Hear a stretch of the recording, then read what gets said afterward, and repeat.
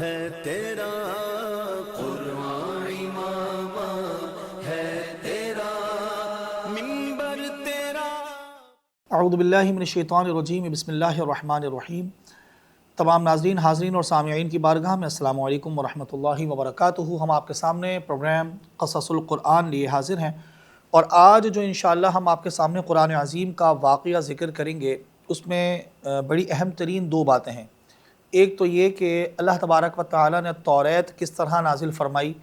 اور اس کی کیا صورت بنی۔ پھر دوسری اہم ترین چیز یہ کہ جب توریت لینے کے لیے حضرت موسیٰ علیہ السلام کو اللہ تبارک و تعالیٰ نے کوہ طور پر بلوایا،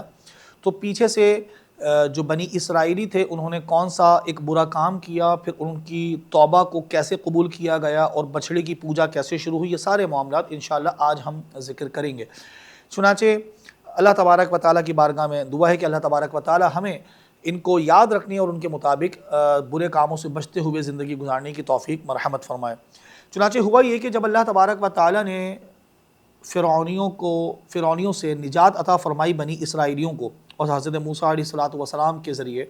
تو پھر ایسی صورت میں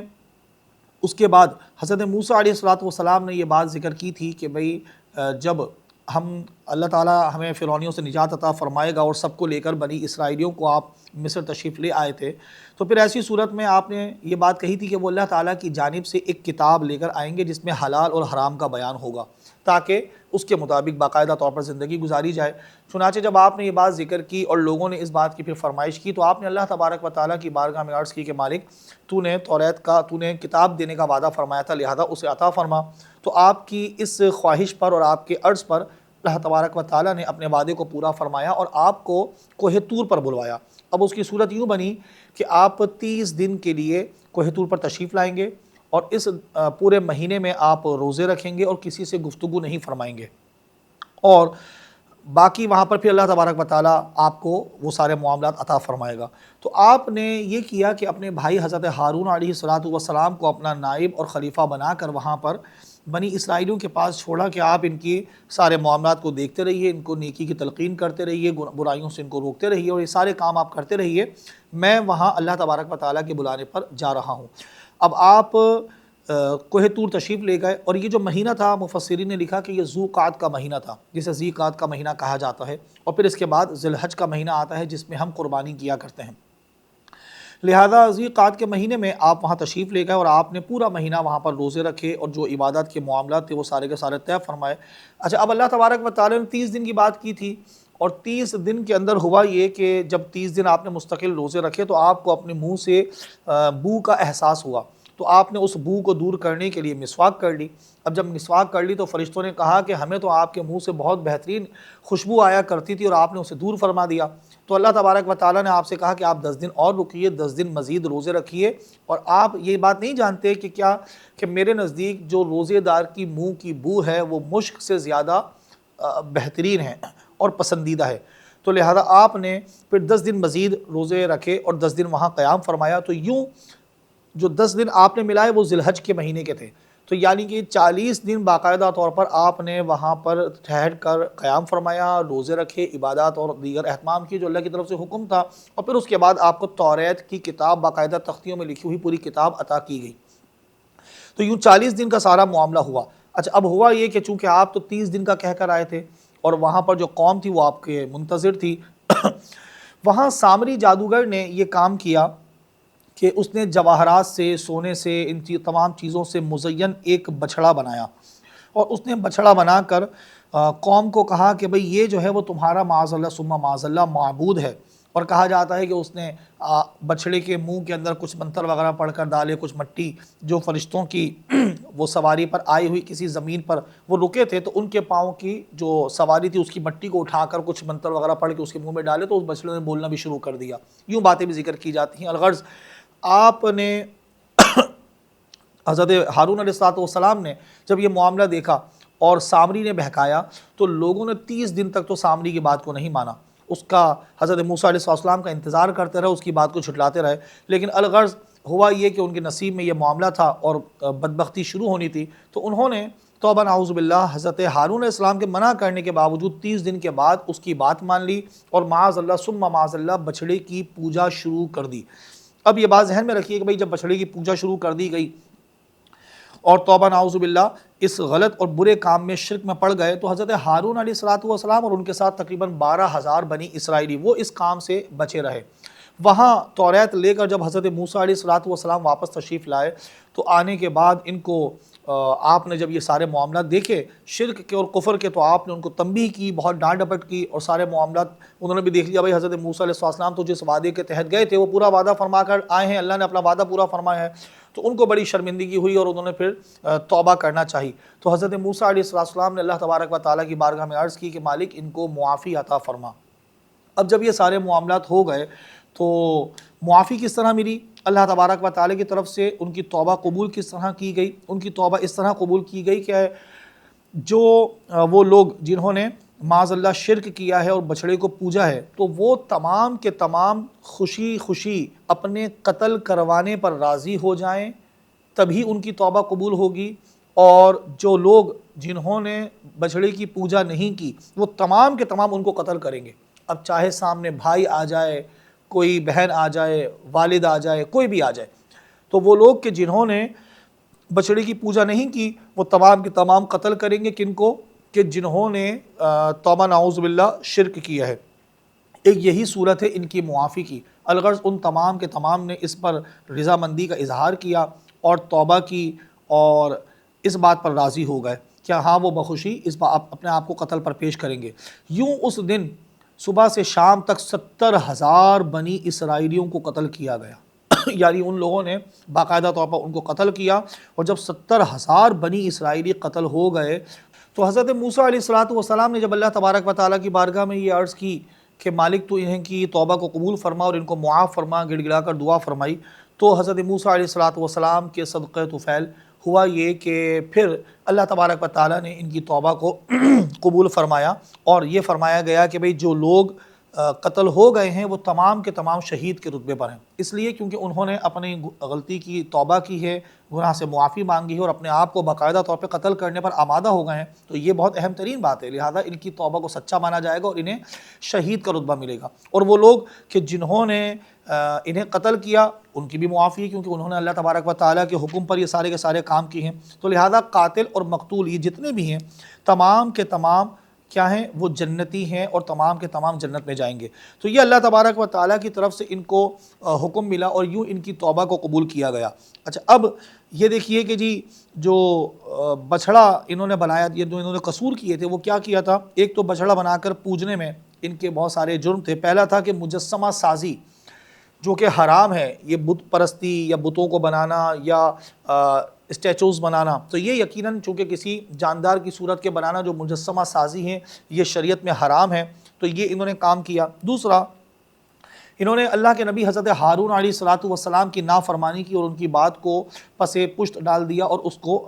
عمل نہیں کیا۔ پھر اسی طرح توبہ نعوذ باللہ بچڑے کی پوجا کر کے معاذ اللہ ثم معاذ اللہ یہ ان کا مشرک ہو جانا۔ تو اب یہ اعمال تو ان کے ایسے تھے کہ فی الفور یہ ان کو سزا ملتی اور یہ فی الفور ہلاک کر کے کفر پر ان کا خاتمہ ہو جاتا، لیکن اللہ تبارک و تعالیٰ نے ان تمام لوگوں کو حضرت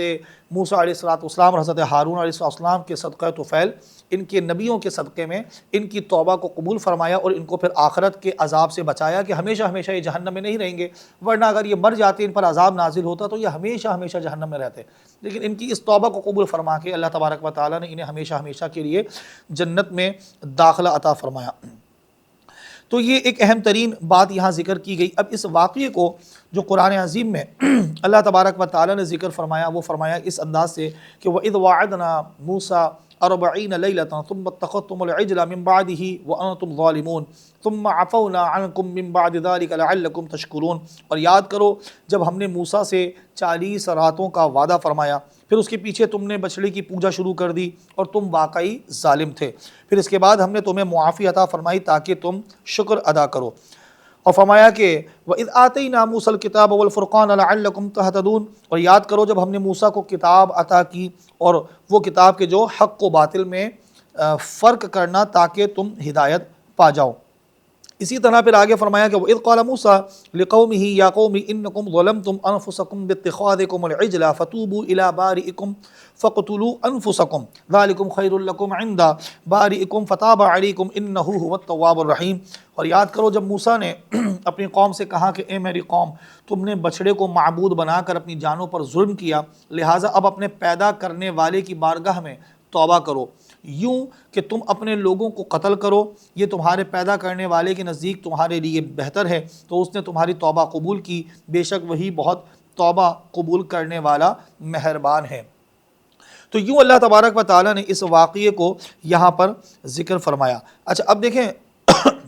حیرانی کی بات یہ ہے کہ بنی اسرائیلی جو قوم تھی نا، یہ یہودیوں کی جو قوم، انہوں نے یہ آئے دن ان کو نعمتیں ملتی اور پھر یہ اس نعمت کی ناشکری کرتے، پھر انہیں نعمتیں ملتی ہیں پھر اس کی ناشکری کرتے، پھر نعمتیں ملتی پھر اس کی ناشکری کرتے۔ تو حضرت موسیٰ علیہ السلام کے صدقہ و طفیل ان کو اتنی بڑی تکلیف سے نجات عطا فرمائی، ان کو برتری زمانے پر دی کیونکہ یہ نبیوں کی اولادیں تھیں۔ اسی طرح پھر فرعون سے ان کو نجات دلائی، پھر یہ انہوں نے جو بچڑے کی پوجا والا کام شروع کر دیا، یہ ان کے اندر بچڑے کی جو محبت ہے قرآن فرماتا ہے کہ رچ بس گئی ہے، اور اس حد تک رچ بس گئی ہے کہ ان کو یہ آج تک اس پر قائم ہے، حتیٰ کہ جو توبہ نعوذ باللہ بیت المقدس کے گرانا چاہتے ہیں اور اس کے بعد وہاں پر ہیکل سلیمانی تعمیر کرنا چاہتے ہیں، تو وہاں پر یہ جو تھرڈ ٹیمپل اپنا وہاں پر تعمیر کرنا چاہتے ہیں، تو اس کی جو انہوں نے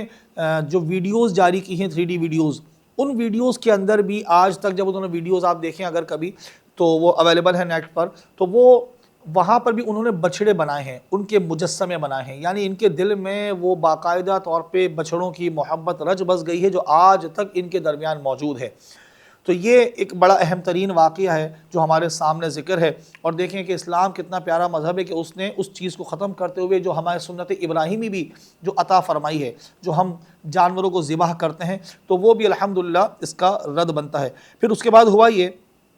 کہ جب انہوں نے اپنی جانیں دے دی تو حضرت موسیٰ علیہ السلام نے انہیں اس گناہ کی معذرت پیش کرنے کے لیے یہ حکم ہوا اللہ کی طرف سے کہ اب یہ معاملہ تو ہو گیا، قاتل اور مقتول سارے کے سارے وہ جنتی ہیں، اب ایک کام کیجئے کہ اپنی امت کے اپنی قوم کے 70 ایسے آدمی جو کہ اچھے ہوں نیک ہوں انہیں لیجئے اور لے کر انہیں کوہ طور پر آئیے،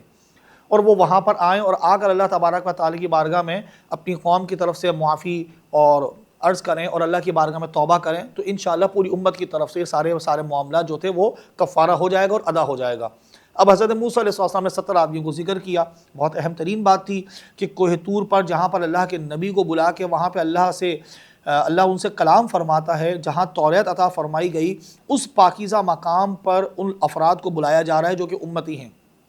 جہاں نبی جاتے ہیں۔ تو جی جب ان کو یہ کام کہا گیا تو ان 70 افراد نے وہاں گئے اور وہاں جا کر معاذ اللہ ایک اور پھر انہوں نے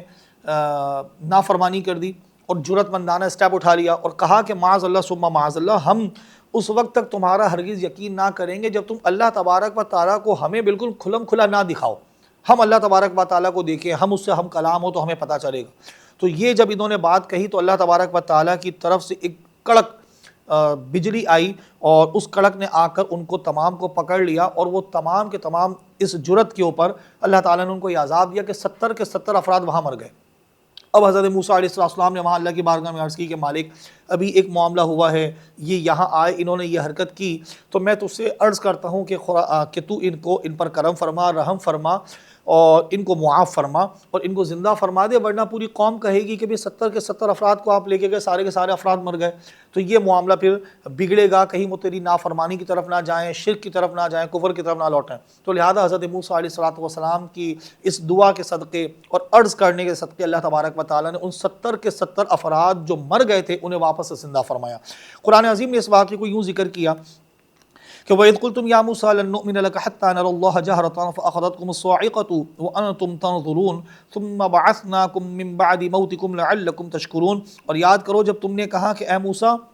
ہم ہرگز تمہارا یقین نہ کریں گے جب تک اعلانیہ خدا کو نہ دیکھ لیں معاذ اللہ، تو تمہارے دیکھتے ہی دیکھتے تمہیں کڑک نے پکڑ لیا، پھر تمہاری موت کے بعد ہم نے تمہیں زندہ کیا تاکہ تم شکر ادا کرو۔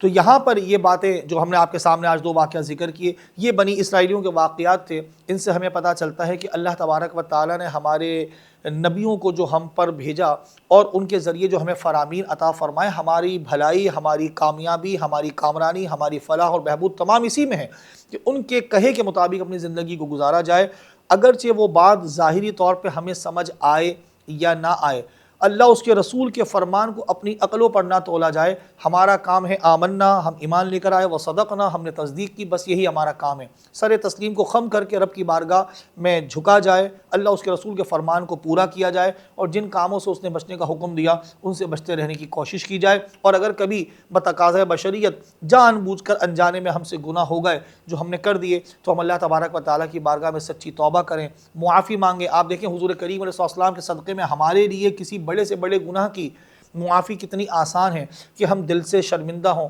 اور اللہ تعالیٰ کی بارگاہ میں معافی طلب کریں